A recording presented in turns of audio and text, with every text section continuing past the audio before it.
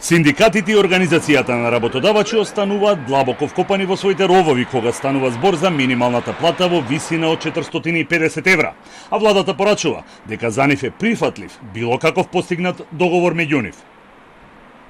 На денешната втора седница на Економско-социјалниот совет најмногу време се посвети на буџетот за наредната година и сумите предвидени за исплата на плати во јавниот сектор.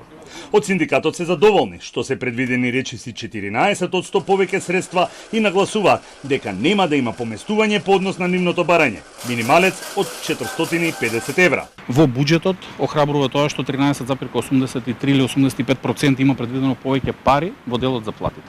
Очекуваме владата да ги распредели онака како што е предвидено со општиот колективен договор и сите вработени во државата на наредната година во месец март да добијат следствено процент коефициент на сложеност по просечна плата, зголемување на нивните плати. Сметаме дека со растот на платите во јавниот сектор нема да има ниту еден работник на минимална плата или односно на плата под 450 евра и нема да има апсолутно никакво финансиско оптеретување доколку минималната плата во наредните месеци се зголеми на најмалку 450 евра. Од Организацијата на работодавачи велат дека на денешната седница воопшто не станало збор за покачување на минималната плата.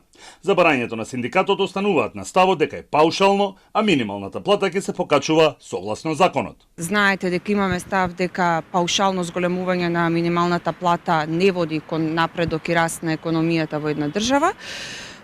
Имаме закон за минимална плата, ние го почекутуваме законот, работиме институционално и она што ќе биде во март како резултат од работењето за изминатата година ќе биде предмет на дискусија. Денеска немаше никаков заклучок.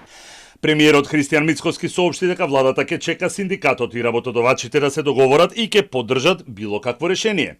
Тој е дециден дека во буџетот има пари, а зголемувањето на минималната плата ќе биде натовар на работодавачите што ќе донесе повеќе пари во буџетот. Доколку се јави потреба, секој проблем ќе биде решен со ребаланс на буџет.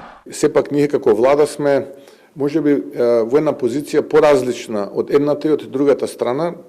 Условно ако гледаме од аспект на централниот буџет, колку е поголема минималната плата, толку поголеми приходи ќе има буџетот. Но ние не сакаме да се мешаме, ќе ги оставиме тие две страни, односно и работниците и работодавачите, тие да се усогласат што е тоа кое што можат едните и другите да го прифатат. Така што ние сме во случајов страна која што е тука да фасилитира, а не да одлучува. Така што се тоа на кое што тие меѓу себе ќе го договорат, ние како страна, како влада ќе го прифатиме. Во буџетот за 2025 година, кој се уште е во собрание, предвидени се 105 милијарди денари за исплата на пензии, со што ќе се покрие и најавеното зголемување на пензиите од 2500 денари во март и околу 53 милијарди денари за исплата на плати за вработените во јавната администрација.